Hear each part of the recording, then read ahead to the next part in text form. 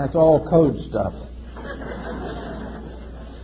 We have a very interesting subject this morning, and of course, it'll probably be interesting and unsolved when we finish, because it deals with one of the most curious and neglected areas of human research, and that is the magnetic fields, not only of man, but of the universe and of the smallest atom. The beginning of the study of magnetism can be traced back to Egypt, and the staffs and wands of the ancient priests were instruments of magnetic conjuring. Also, we find the Greeks used it, and among the Greeks and early Egyptians, we have the first understanding of the nature of magnetism. It was used principally in healing. It was well known to Pythagoras, who gave us considerable information on the subject, which was promptly forgotten by everybody else. Then we have little knowledge of it, except through the Arabs. The Chinese were aware of it because of the discovery of the mariner's compass. But for the most part, it was neglected until the 17th century, when it became involved in the story of Rosicrucianism. The alchemists, the Rosicrucians, and the Hermetists all were unfolding phases of magnetic theory. The first, probably in more modern times, to use it for healing purposes was Paracelsus of Hohenheim. It was also used strongly by the Rosicrucians and written about in considerable detail by Robert Flood, who was one of the great Rosicrucian apologists. It was also very well known to Athanasius Kircher, the great Jesuit scholar, but for the most part it was ignored. Then we come down a little later and we come upon a curious instrument, Mesmer's magnetic tub.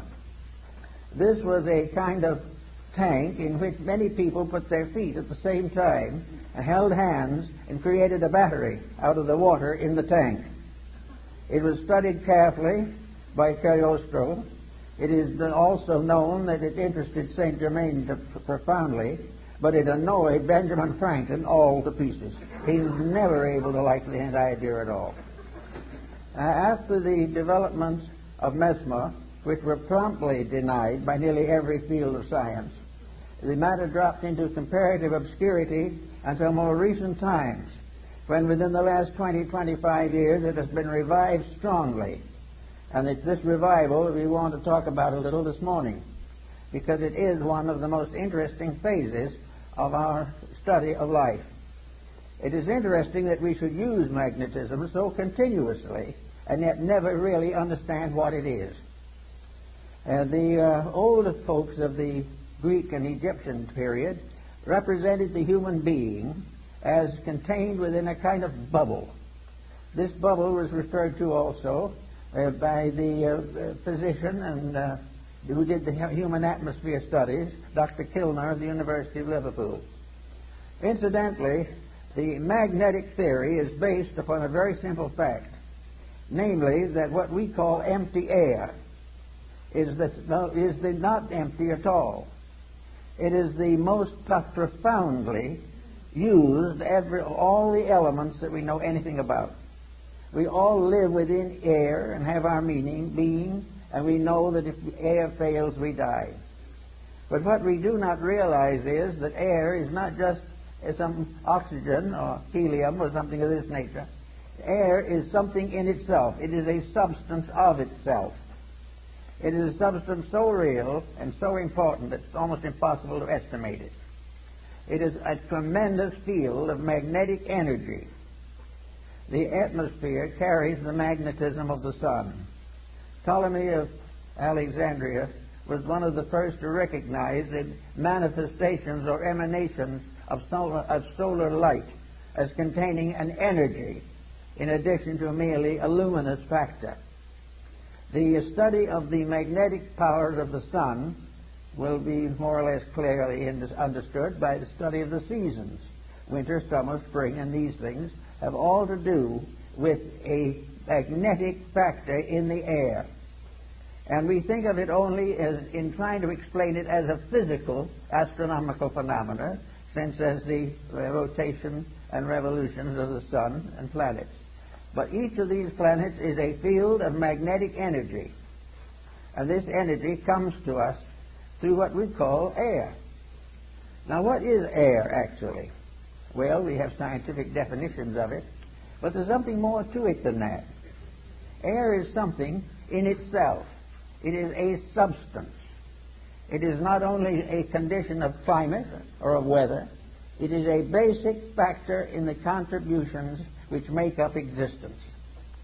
One thing we have learned from television is that air transmits. We know, for instance, that we can have all kinds of programs on the air at the same time. And they can come from all directions. And they can overlap and interlap. But each one will remain separately identified as though it was moving in a channel or a circuit of its own. And all these scrambling films, some of which are scrambled inside as well as outside, are working on one atmosphere, and that atmosphere is keeping each one of them in a perfect orbit of its own. You can have a dozen programs, if you turn them on, turn them off, but none of those programs is going through the air in the form we see it. We see the murder committed on the screen, and we see it broadcast into a theater somewhere or into a home. But it isn't the murder that's going into the home. The murder has not been visible when it went through the air. Something went through was vibration. And this vibration in the magnetic field can be divided into an infinite complexity of separate emanations. In other words, if we had 1,000 different channels, they could be differentiated in the magnetic field, so that each one would be broadcast correctly and properly for whatever it is. Thus we realize there's something out there besides air, something besides helium and oxygen, something besides the ordinary factors we take into consideration scientifically. We are in the presence of a mysterious agent, an agent that is part of everything that we are.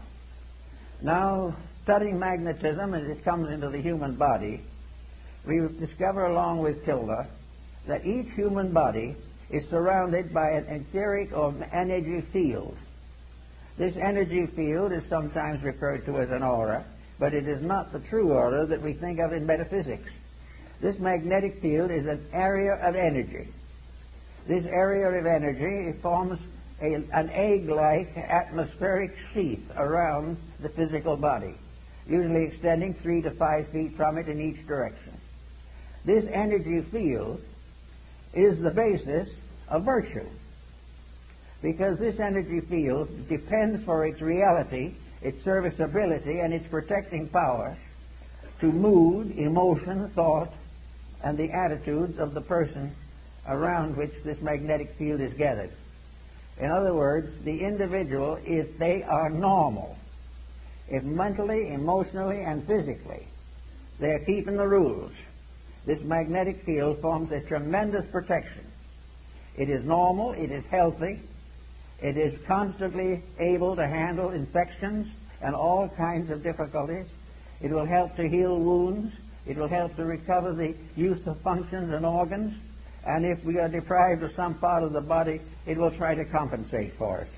As long as the individual takes proper care of his magnetic field, it will serve him. Now, this is a phase of morality that is generally overlooked. It is assumed that these magnetic fields are something you don't pay much attention to. They're there, maybe they'll help a little. But the truth of the matter is that practically the whole survival of the individual depends upon maintaining the integrity of this flow of energy into the magnetic field. This energy comes from the sun. It comes through a mysterious energy tube in the magnetic field. It enters the individual through the crown of the head. It disseminates through the entire body, and it's excreted back again through the lower centers of the body and is recleansed by the solar energy. This is a kind of a little private tank or capsule of life that we are all carrying about with us all the time. Now, the problem of morality in this is very definite. The moment we break rules, we damage that magnetic flow. We have got to keep the laws of nature, and these in turn are the laws of God, or the magnetic field fails. It can fail because of physical intemperances, which reduce its integrity and reduce its power. It can be wasted in riotous living, which is a common cause these days. It can be variously destroyed by moods, by attitudes, by fears, by complexes. It can be destroyed or damaged by alcohol, drugs, narcotics, all kinds of things. But if this field is damaged, it immediately reacts into health. It damages the individual's vitality. It makes him more easily subject to contagions and infections, and it definitely shortens the life expectancy. Now, if this is so, why do we want to consider it as a moral factor? In other words, what is morality? To the ancients, it was obedience to the words of God or the laws of God.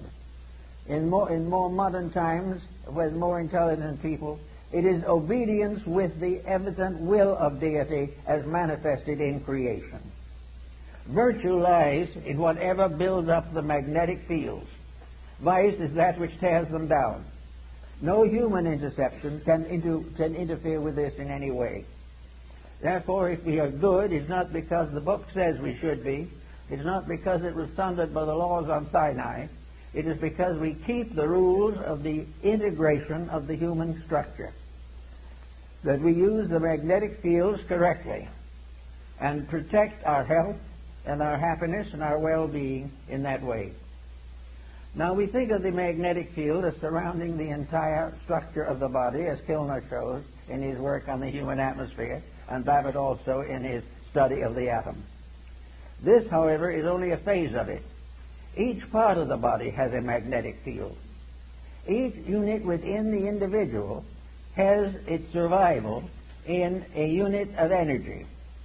And this unit of energy is present in the smallest subdivision of imaginable space. It is in the tiniest atom. There is no such a thing as a dead particle in the universe. Even if it is killed by something, the very disintegrating process is a symbol of life energy. Therefore, we are confronted with the natural problem of realizing that virtue is to keep the law of the energy field. Now, the law of the energy field, just by coincidence, is also the law of integrity. The energy field is what establishes right and wrong. The energy field tells us that to lose our disposition and temper fit is wrong. To use various negative, destructive attitudes is wrong. To compromise the principles of right living is wrong. To think badly, to feel unpleasantly, to be engaged in any action or concept which is contrary to the common good damages the magnetic field and therefore is wrong. Selfishness injures that field. Every vice we know, the breaking of any of the 10 Commandments and a number of other rules results in damage to that field. It has nothing to do with nation. It has nothing to do with the ordinary concepts of codes, because the final code itself is based upon the life principle in each part of the human constitution. So we have each little cell has its own moral responsibilities. The stomach has its own magnetic field. The stomach is not simply an organ. It is an organism. It is a living thing within the human body. The same is true of the heart, the brain, the glandular structure, all the organs, the intestines, all the motor system, the nervous system, the endocrine system. These are all entities. They are entities of magnetic unities. They are part of living organisms which are cooperating together for the common good.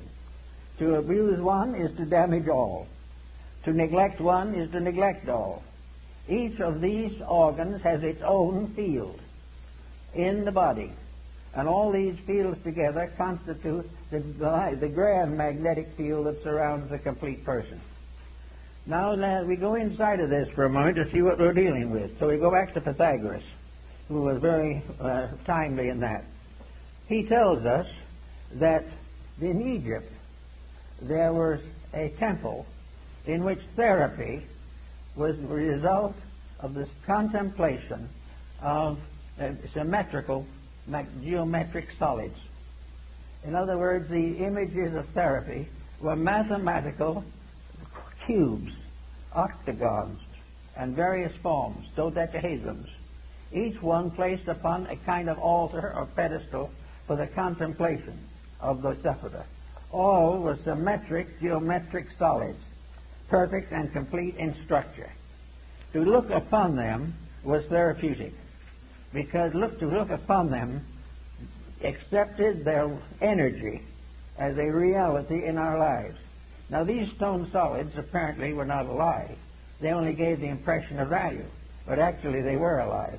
Every form in nature, natural or artificial, has a magnetic field.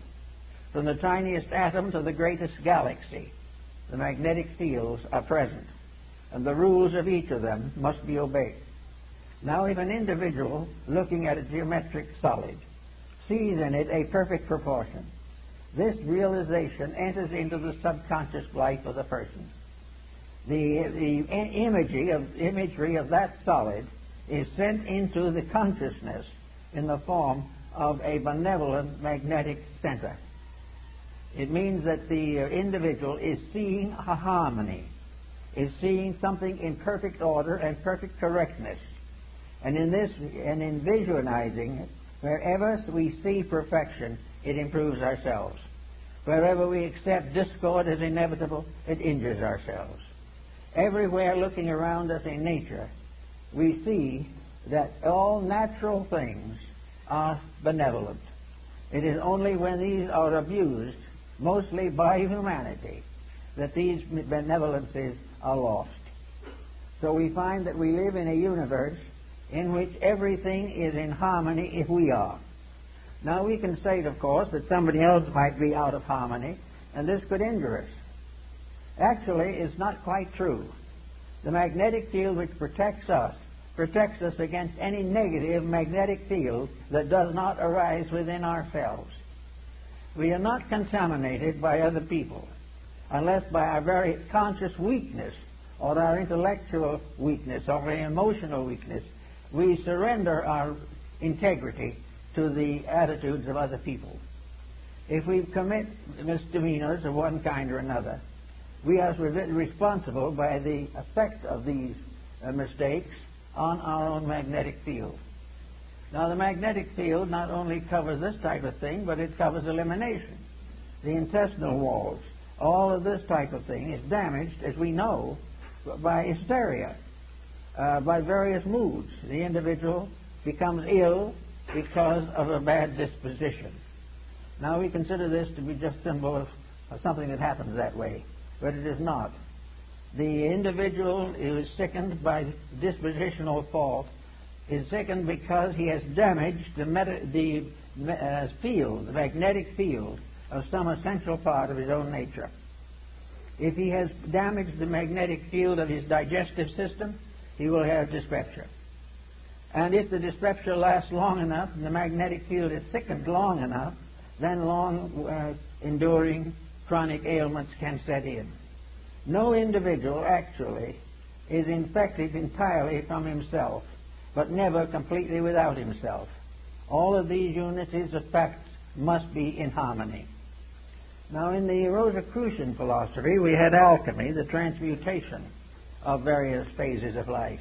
Alchemy was a transformation and a transmutation of energies, and these energies are essentially the same ones that we have in magnetism. We therefore have a constant realization that everything we do and everything that we see and have has values of its own.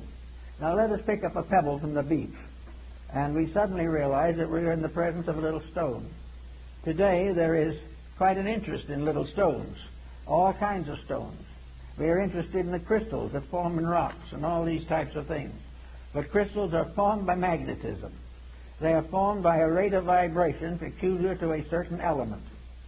And that particular rate of vibration can evolve through the mineral, plant, vegetable, and animal. It is always present. There is a magnetic core on each kingdom, and each kingdom unfolds within this magnetic field. And within each of the composite fields, individual members of the field, with various degrees of growth, are variously individually conditioned. Everywhere, this process of keeping faith with integrity becomes the natural secret of security, survival, and world peace. Now, we can say that it would be very unlikely that, we'll say, a potato could have a magnetic field of its own, but it does.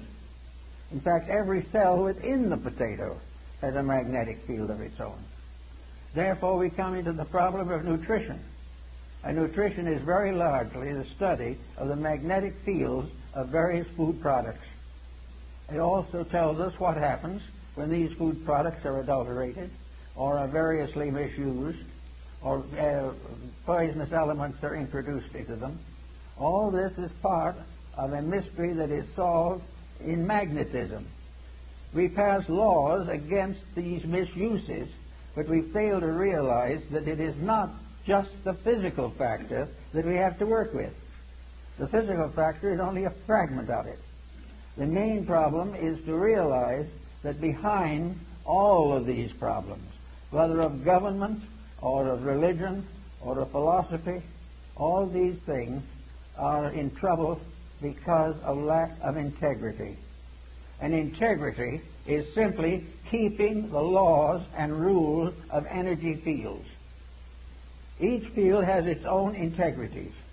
All integrities in all fields are compatible. All lack of integrities, all departures from integrity in any or all fields are in conflict constantly. The only way the individual can escape conflict is by never abusing the energy factors of his own life.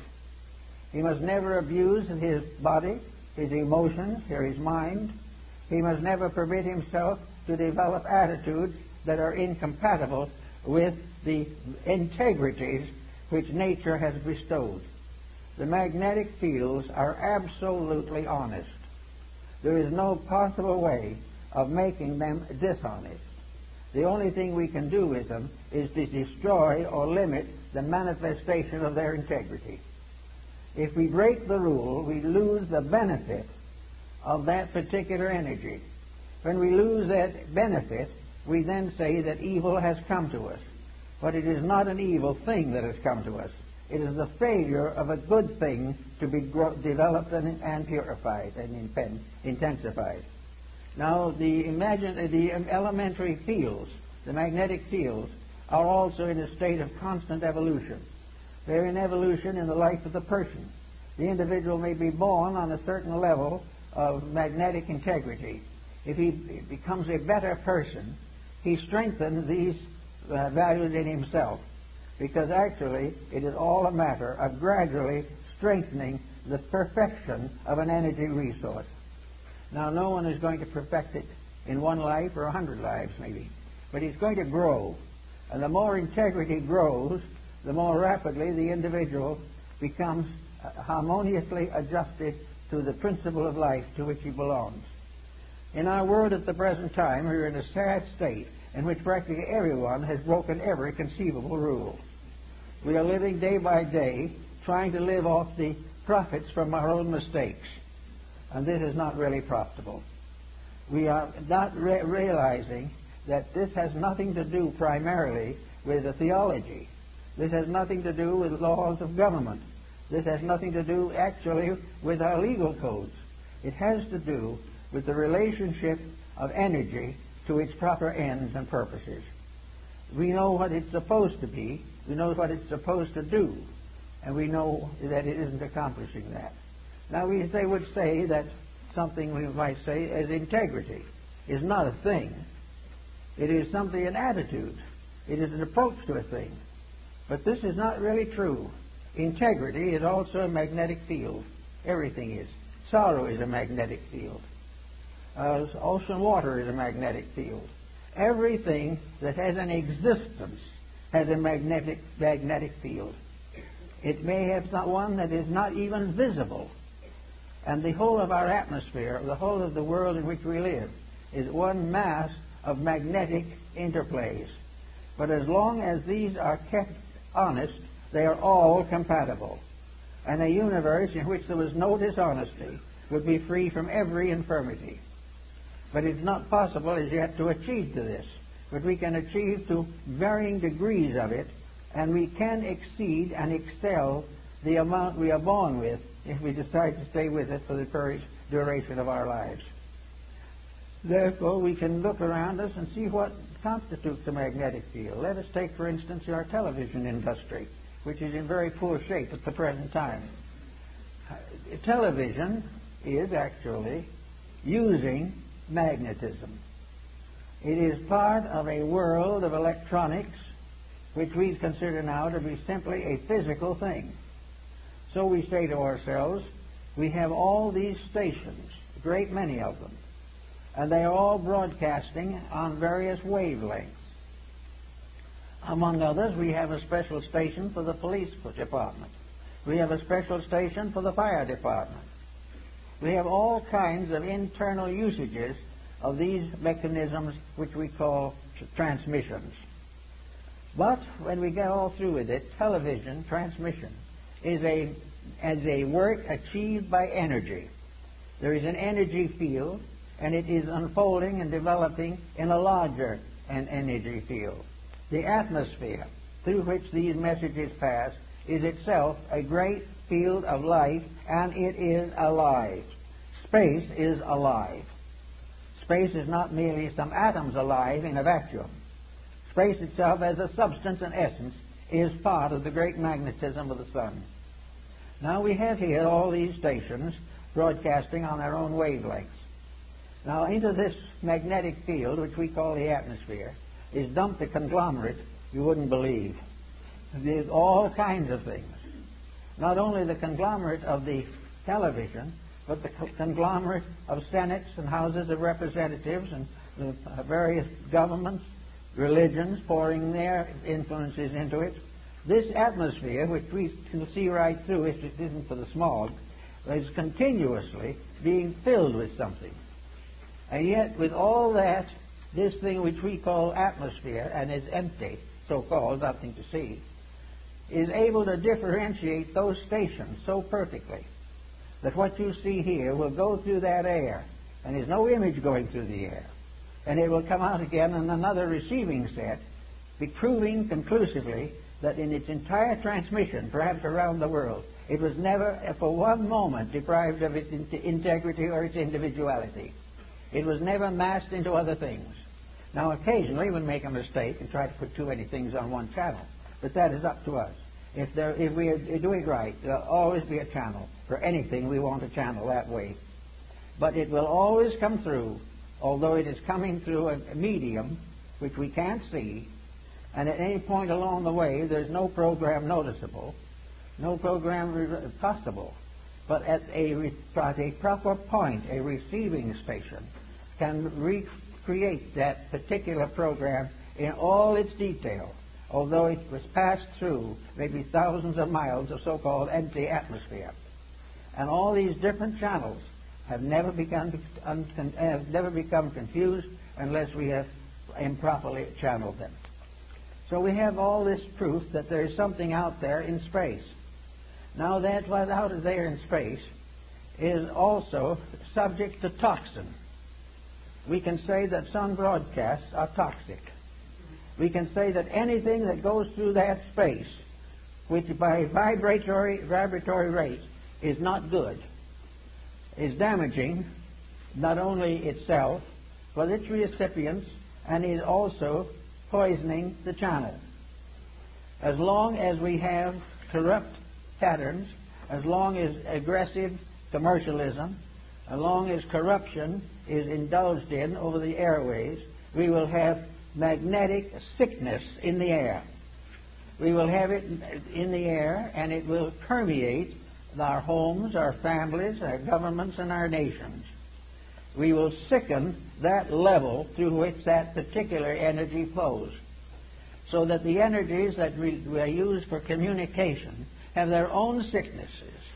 They have their own vibratory rates. And the problem is the corruption of a communication media does not mean that the individual will have a complete collapse of his system. It will mean only that that part of his system which is turned into that community medium will be damaged. He can go right on, go to church, and build up that one.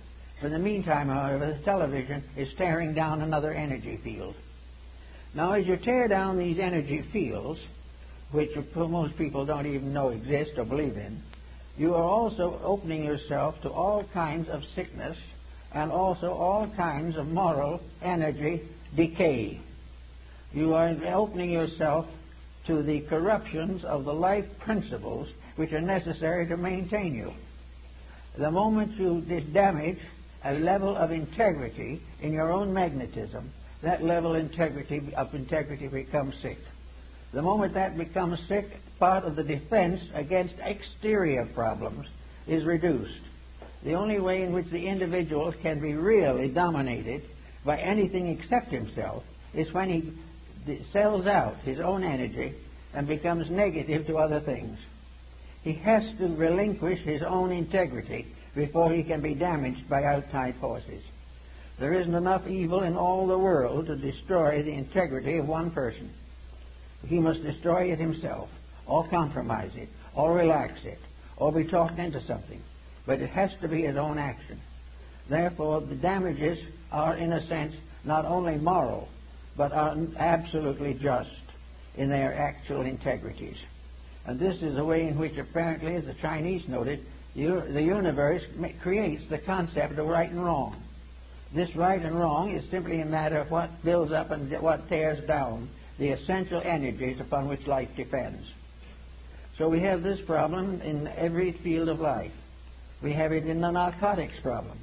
We have it in a large part of commercialism. We have it wherever there is an attitude of putting profit in advance or over integrity. Wherever the individual makes this compromise, he immediately becomes a part of this particular problem. Now we'll take another phase of it. The person is looking with his eyes at something that he sees. He can be reading a book. He can be watching a television. He can be outside watching a horse race. He can be outside watching a golf ball. Whatever he is doing, his eyes are receiving energy. The energy is the magnetism which carries the image from the outside to his own inner optical centers is like the same thing as in the case of television. The golf ball definitely does not go in from the golf field into his eye. What goes into his eye is no golf ball, but it is a potential which will immediately be reactivated into the appearance of a golf ball. He will see it because it was changed into an energy formula, received into himself, and then reinterpreted again as what he has seen. And he will have no knowledge of anything except what he saw. Now this is becoming more and more obvious to us as we go further into the study of computers. This is all part of the process of things being changed from what they appear to be to the energy equivalents of themselves, and then restored to their forms in order to be perceptible to our various faculty perceptions. Therefore, again, everything becomes a matter of keeping the energy fields clean. And the only way they can be kept clean is by using them properly. Now, two people watching a golf game may see the same game. One is interested merely in the fact that it is a recreation. The other person may be very competitive, determined to win at all costs, and perfectly willing to cheat a little if it can win quicker. In the first place, the energy is perfectly okay. The vibrations are normal. But in the second, ulterior motives have entered into the playing of the game. And this is something that is troubling us throughout the sports world at the present time. Practically every sport has been commercialized. And by commercialization, we simply mean that it is no longer a sport, but a means of profit to some and loss to others. The moment this happens, the magnetic field is tainted. And from that time on, everyone who takes on the negative attitude damages himself. Now, 99 people may take it on and damage themselves, but 100th person who does not take it on does not damage themselves, simply because the others do. The idea that damage is contagious or actually infectious is only true if the individual who is the recipient is basically inconsistent with integrity themselves. There is no reason why anyone should recognize the fact that another person is capable of contributing to their delinquency. For it is said definitely that many may fall upon the right hand and many upon the left hand, but the just person shall not be moved. We are all, therefore, wrong when we say that civilization is destroying us. That is not true. What is destroying us is our acceptance into our own inner life of the shortcomings and mistakes that we associate with civilization. We get into a political tangle, and we start hating people, and we start guerrilla warfare. And guerrilla warfare is simply another negative use of energy. All of the energy of life has to be used properly. The moment it is abused, it becomes dangerous. So we go on a little further into something else, the arts. Every picture that we see has a magnetic field. The fact that it apparently is a work of art on canvas or carved in wood and stone does not affect the fact that any form, every form that is integrated is alive. And every form that is alive because of factors brought together in a certain specific pattern. In the case of a painting, it is the life in a canvas, the life in a frame, the life in each twisted tube, and then in the life of the artist. Everything, and the object of the picture, everything is made up of living elements. This idea that everything is dead, that can't run around, is a mistake. Everything is alive that can be seen. A chair is alive because it has a magnetic field, and this magnetic field changes with every chair. And yet there is always this problem of what is right and what is wrong. A good chair will always have a good magnetic field. A chair which we destroy by misuse will be destroyed, and we will suffer in our magnetic field for this act of destruction. Everyone is responsible for the destruction or the mistake that he causes. And in every case, the object of that mistake is either nullified or broken down or discredited in some way. So we go on, we take a little look around, and we see pictures. Well, we see the Venus de Milo, the armless wonder, and we wonder if it has any magnetic field. It certainly has. It has magnetic field, and we can revive that field in ourselves every time we think of it. If we've ever seen the picture, that picture's image or the statue itself will be with us as long as we live. If what we do about it, is not very much usually, but it's there. It's a fact. And if the picture is good, and the painting is good, and the carving is proper, these all add to the goodness of things. If an artist, however, starts a career of corrupt art, he is damaging his own magnetic field, and he is damaging the magnetic fields of those who approve of what he has done and accept it. That is the reason why the censorship of integrity is important to art, music, and every other field, because it is part of the inevitable laws of life. Incidentally, therefore, where we find hard rock and these things which are becoming dangerous, our doctors tell us they are dangerous, our neurologists tell us they are dangerous, and all that, but no one has really managed to think why, except noise is unpleasant, or noise is dangerous to small children. The real damage is to the magnetic fields. The magnetic field of the small child can be so badly damaged that it can never really recover. Because if it happens before it has the age of consent, before it reaches up to the point where it chooses its own life, it has to be dependent upon someone. And the person upon whom it is dependent is also damaged. if they do not demand integrity. Wherever the integrity is damaged, the one who causes the damage is the primary one who must pay.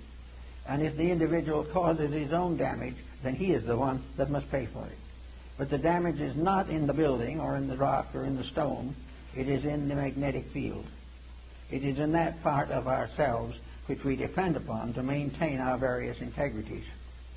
Today, neurosis and other emotional ailments are very frequent, and we have to give considerable thought, therefore, to the causes of these things. We look around us and we see a generation which has lost all sense of value because it doesn't even believe in value. It also has been corrupted by the example of the previous generation that has torn down most of the ideals and dreams with which the civilization has been built. The only way we can really get to this would be through a reorganization of our science of energies. We would have to have a full and scientific study of all of the energy fields that are involved in human life. We would have to therefore come to the conclusion that there is no problem in which these fields can be evaded. And as these fields are all essentially right, and the diversion of this to something else is wrong, we then have the basic value of virtue, the basic value of doing it right in the first place, or what we might call a reformation. A reformation is nothing but a reform of the use of available energy. Everything is energy. Atomic bombs are energy. The oil spill in Alaska is energy, waste energy, and abusive energy. All these things. And they all arise from something being wrong in the integrities of life. We have compromised principle by going away from the energy values. So we go back to the individual now, and we find him standing in the midst of his own magnetic field, with his structure protected by the constant radiating force of outflowing energy, an outflowing energy that vitalizes everything from the center outward and nourishes the solar system, which is the human body, from the level of the sun, as in astronomy. The ancient astrologers believed that these energy fields originated in man himself, and that the source of all the energy fields in the human body is the heart. That this is the thing from which all else radiates. Therefore, the most dangerous of all corruption is the abuse of love, abuse of friendship, abuse of integrities, abuse of fidelities, and abuse of those things of benevolence, mercy, and compassion which are associated with the heart. As those energies remain firm, the heart radiating out to the circumference of the magnetic field of the body is completely protective. It would be practically impossible for anything to damage it in the area where it is functioning properly. There may be other functions which is not yet perfected, but if the individual is basically honorable, he will be able to perfect these without too much trouble. Actually, however, if these energies are wrong, if the individual begins to hate somebody, or an individual breaks a friendship from selfishness, or an individual breaks his friendship for advantage or gain, for physical or economic gain, immediately this defense is down.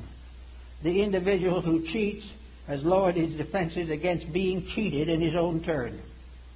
Everything, if he does an evil, he opens the way for an evil to be done to him, because he has destroyed the magnetic defenses. Now, you can't say where those defenses are or what exactly you understand them, but they are invisible, but they are very real. They are real, and they represent an actual flow of energy. Now, in the Middle Ages, we had magic come into this too, and we realized something that is seemingly coming back to us today, namely that inanimate objects have magnetic fields. Therefore, stones, trees, everything we can think of is subject to magnetic existence. And these magnetic existences are radiant.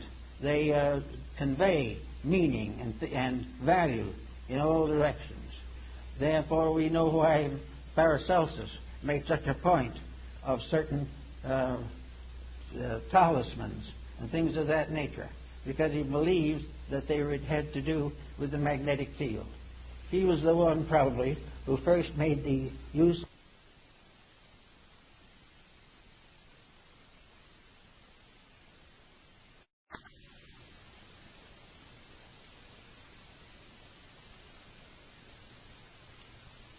do in an effort to gather certain magnetic values from it.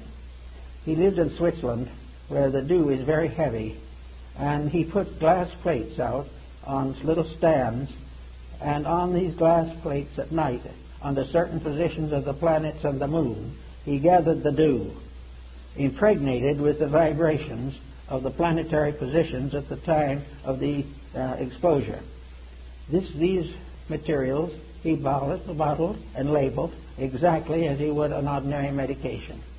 And he gave these to the sick when an ailment arose that required this type of medication. He therefore developed something that was almost the same as a very high degree of homeopathy, where natural remedies derived directly from nature without conditioning of any kind were suitable to correct certain difficulties which might arise from the depletion of natural resources. This is the same as almost every other phase of life. Religion, for example. Every building, every church is a living entity. Every bank is a living entity. Every war office is a living entity. These things are not merely buildings. They are embodiments of attitudes. Everything is alive with the quality for which it was created. The war office is tied to war.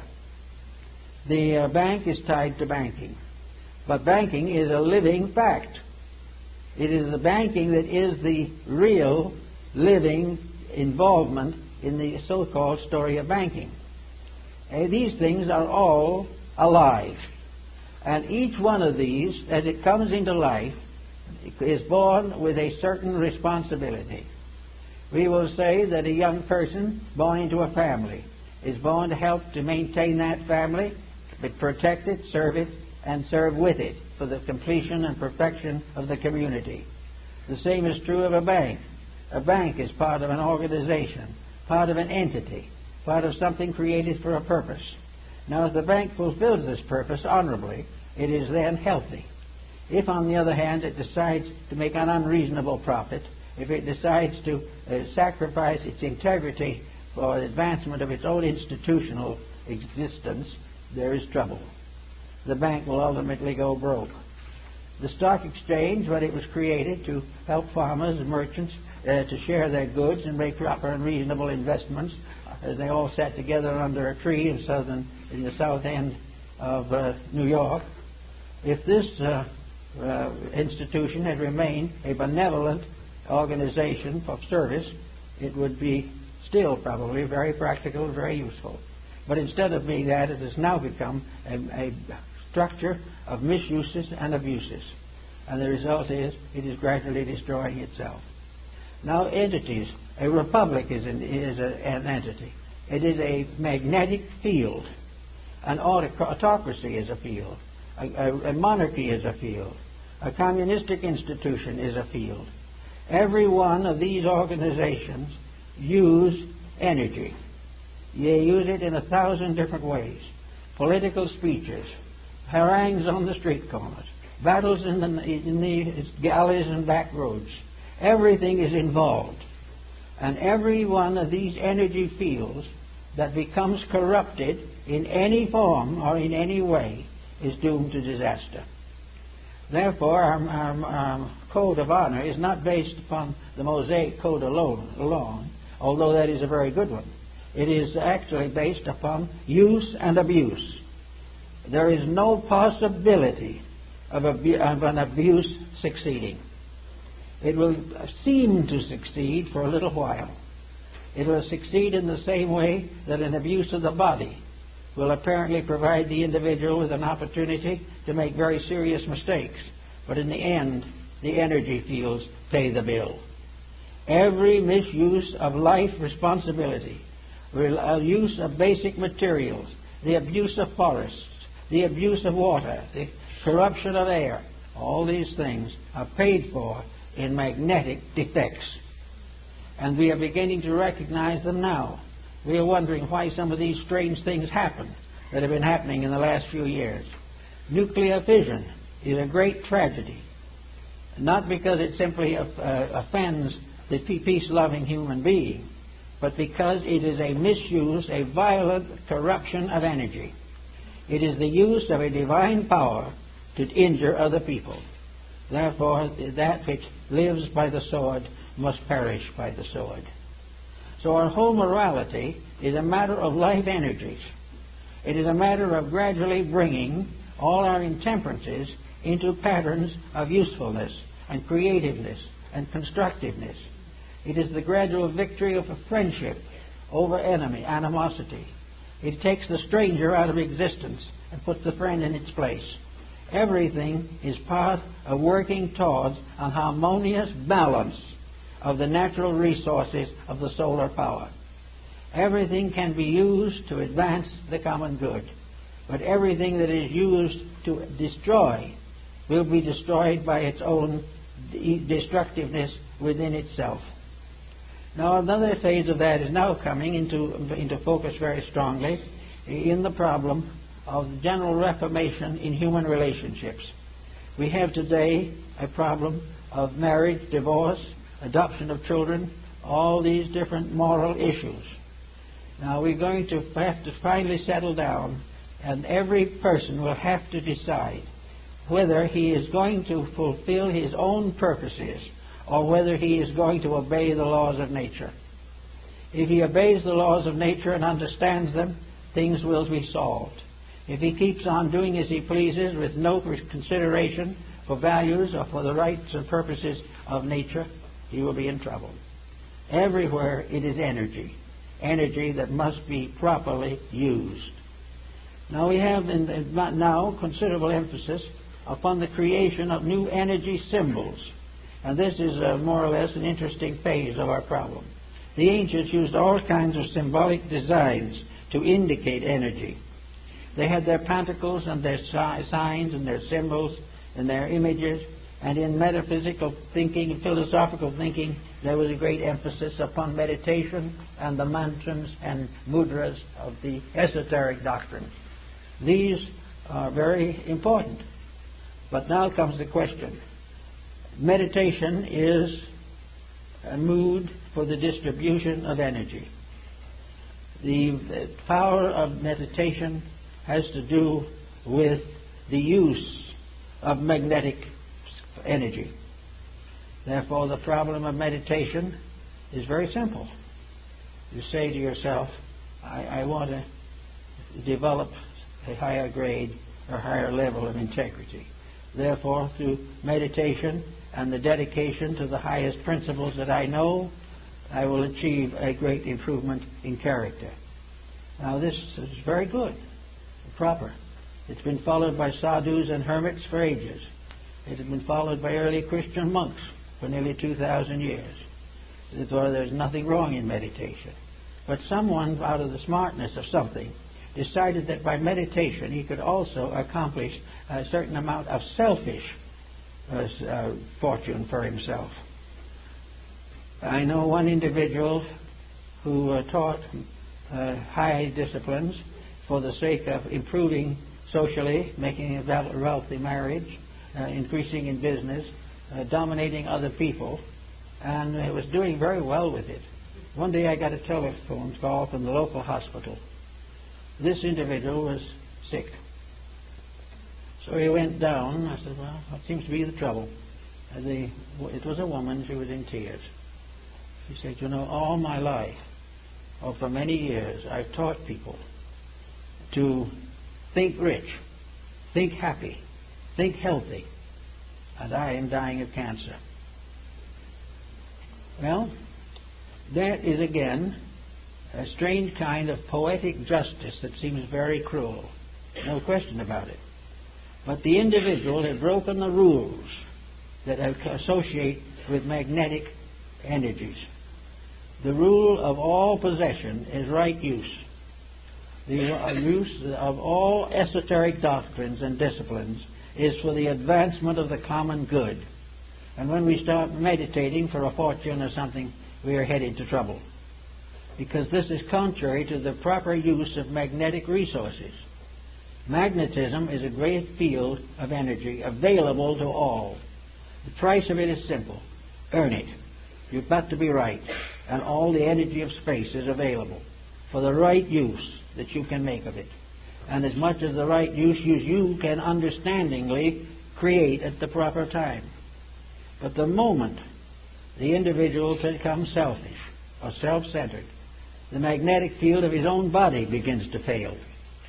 Kilner pointed out that there is great difference in these matters, and other scientists have noted that where selfishness comes into a religious situation, there's always a disappointment. And where we are selfish in marriage, where we are selfish in relationships, we are destroying the defenses of our own magnetic field. Now, actually, there is a certain poeticness in this injustice on these particular problems. The individual who is selfish and abuses the field loses the protection of his own life against the selfishness of others. If he loses his own protection, then the selfishness of others can move in on him. And if he tries to take something from another, he also opens the door for that person or some other person to take something from him. It is reciprocity. Energy is the most important and priceless of all ingredients. It is something that everyone needs and must have. The waste of energy, the abuse of energy, is the abuse of the magnetic fields. The moment they are abused, they fail us. And very often the failure is a kind of poetic justice. It is something that happens that we can't explain. But I think we find it was clearly indicated in Goethe's line of Faust. It says, how closely fate is linked to virtue, doth never to the fool occur. Had he the wise man's stone, I swear it, the stone had no philosopher.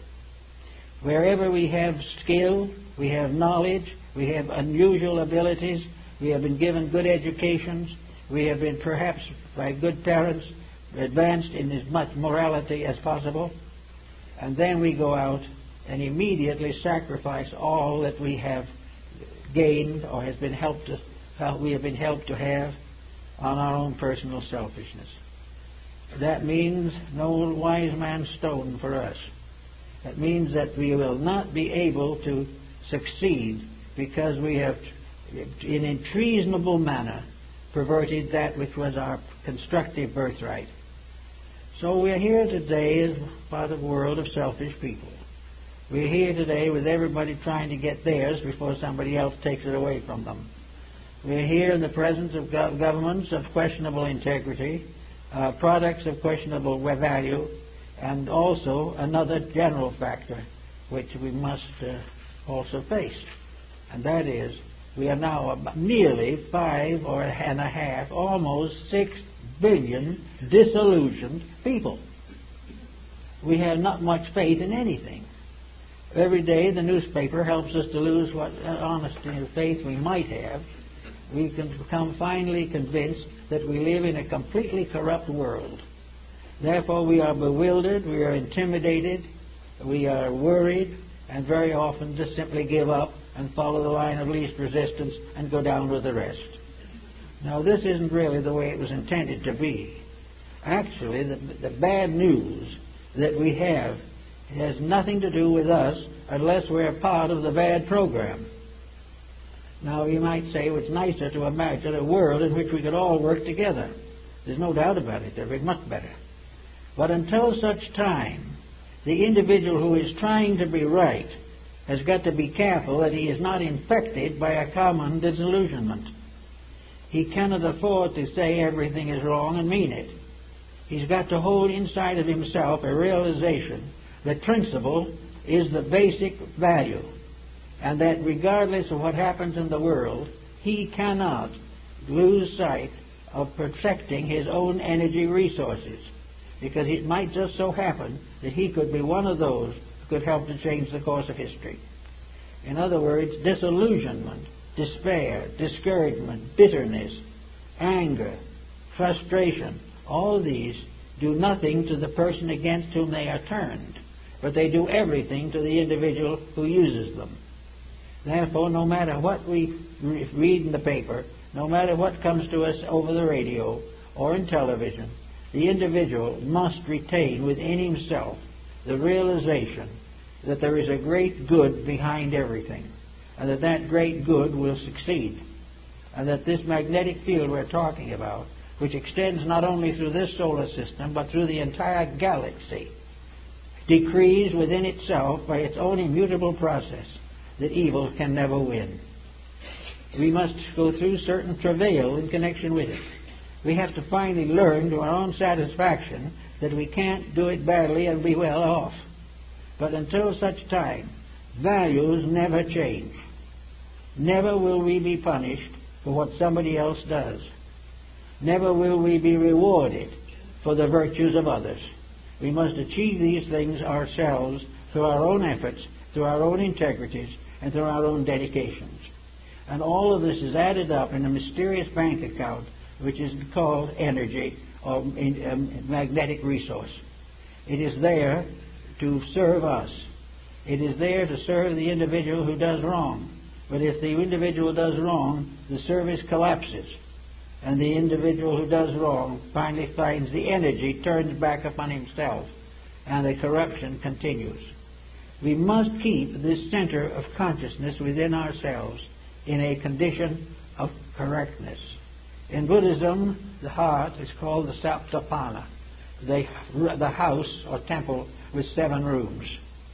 It is within this temple, as Buddha points out, that the great initiation against the hindrances has to be performed. The individual has to be initiated in his own heart. He must accept as a fact that his own integrity is his only strength, and also that his own honesty is his only wealth.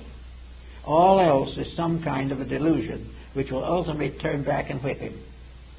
So in the quietude and peace of the realization of the immutability of good, the inevitability of right over wrong, the endless and continuous process of redemption going through every area of nature, all things in due time will come back into the peace which they sacrificed when they tried to put self as an individual above universal reality. We should have. I don't see how we have gotten into the state we've gotten into, really, because I do know, but I'm not mentioning it. The real fact of the matter is that as we look around us, there's every reason to know that we live in a beautiful world. We live in a tremendous sphere. And we are already beginning to realize that we're destroying it ourselves. It is not some vast cosmic power that says we have to be selfish or that puts a profit against principle. These things don't exist in nature. We know that with moderation, with integrity and dedication, we could all live in peace and another 5 billion could live with us. But the way we are doing, we are sacrificing everything for a bowl of pottage. And if we continue to do this, the energy resources will be reduced. We are worried now about changes taking place in the atmosphere, that the overload that we are throwing against our natural resources is beginning to endanger us. Now we can go under our own skin and see that the same thing is happening inside of us. The overloading of our body with the problems and processes of modern living obviously is going to result in destitution and death. We cannot afford to waste the magnetic field of the body or destroy it any more than we can afford to destroy the one of the earth.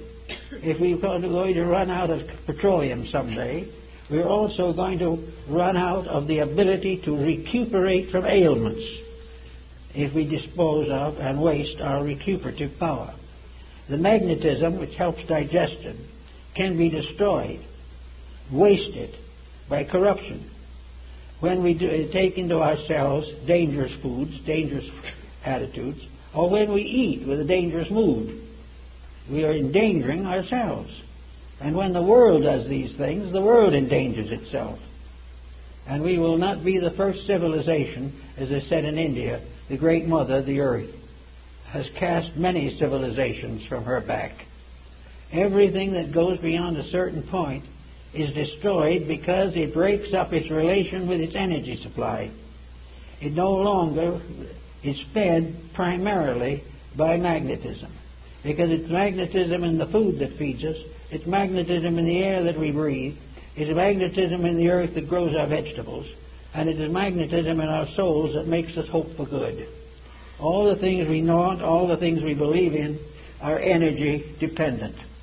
And the use of energy is the most important thing. Why we go on year after year making all kinds of efforts to feel better, be better, or think better, and overlook the one fact that everything that we think and feel and believe depends upon a life principle, an energy resource, a magnetism of the earth itself. And that while this is destroyed or while this is abused, we will have the earth becoming more and more sterile. We have air no longer fit to believe. We will find the energies we have wasted lost to us forever. All these things require just one new concept, and that is that religion is basically the proper use of resource. It is to use the privileges that we have been given for the greater good of all of us. We have been made gardeners in a beautiful garden, and we've let it go to weed. We have been given a beautiful planet, and we've subdivided it and sold it for profits. The original purpose was that we should become a wonderful group of human beings working together for the good of each other and the glory of the universe. We are being prepared for a bigger job than we have, but we are flunking the examination at the present moment. We are not doing what we should do. Everything that comes along is measured in profit.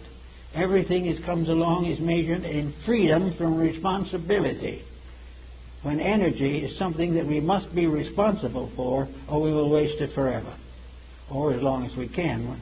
By the time forever comes, there won't be much energy left. But all this is a lesson in the morality of values. It is a lesson in the fact that we are the keepers in a garden. We are the gardeners in the garden of Allah, as the Muslim calls it. This is a beautiful garden that has been given to us, and we're letting it go to weed. We had a beautiful world with wonderful materials, so we dig under the earth and create materials to create war, death, and destruction. We have little gardens that we could have beautiful times sitting under our own palm tree, but we are fighting to take everybody else's garden away from them. And when we finally find a small plot of land that we might be able to use, we find the real estate agents have priced it 10 times its value. All these things are all little things, but they all add up to the loss and waste of magnetic resource.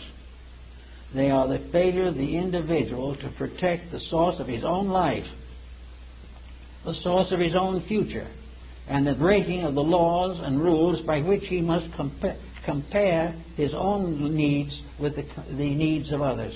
It is only when we work to protect the toadstool as well as the nation that we can have peace in the world. We must protect the small things, because each of them is a energy resource. The protection of them is against our viewpoint, because we take it for granted that the small should be controlled by the big. That small things, like humble people, are made to be exploited. This is not true.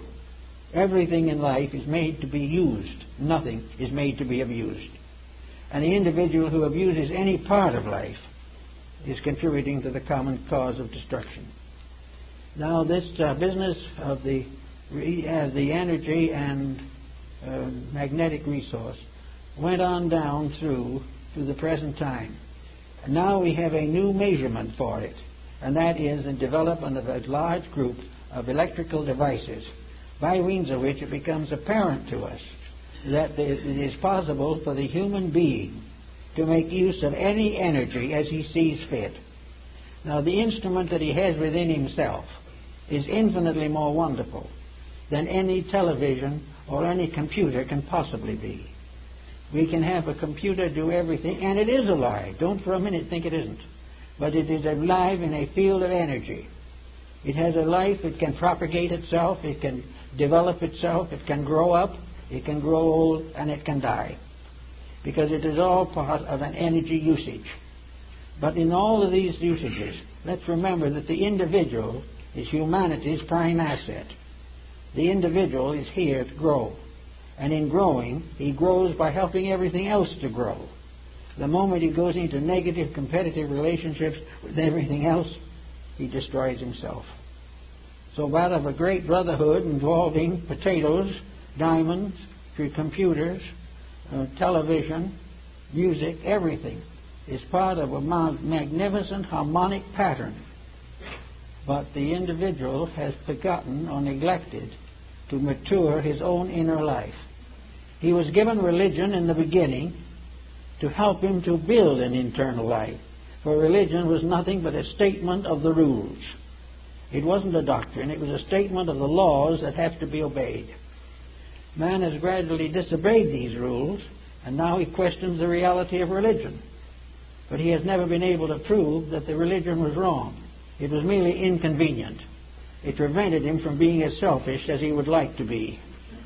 This being the case, he's in serious trouble. But out of all of this, we hope, with the coming of the next century, that we're going to find the real basis of our understanding. We're going to discover the good universe, which we have forgotten existed if we ever knew it. We're going to suddenly realize that galaxies and stars and systems in space are not just simply something out there to provide us with energy to run motors with, or that we're going to solve all the problems of nature if we get a photograph of ourselves standing on Mars. This has nothing to do with it. We're living in a great, beautiful world of cooperating forces, filled with things that want to get together and work together for the common good. And all we can do is make games out of them. Silly games. Games in which we think we're conquering everything by putting something in orbit. That's not at all true. What really we are looking for is to realize that we conquer or we win or we achieve our goal when we put ourselves in orbit. When we get back again into the rules of the game of life. Serve it as it should be served. Love as it should be loved. Admire the good, protect it, and slowly and quietly outgrow everything that is less. If we can do that, then these resources, these magnetic fields, will supply us with all the energy the world needs for millions of years.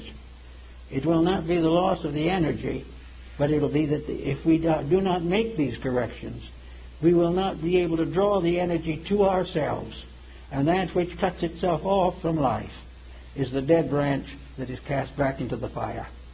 So out of an understanding of energy and the magnetic resources, we go a long way toward solving the present problems. That's it.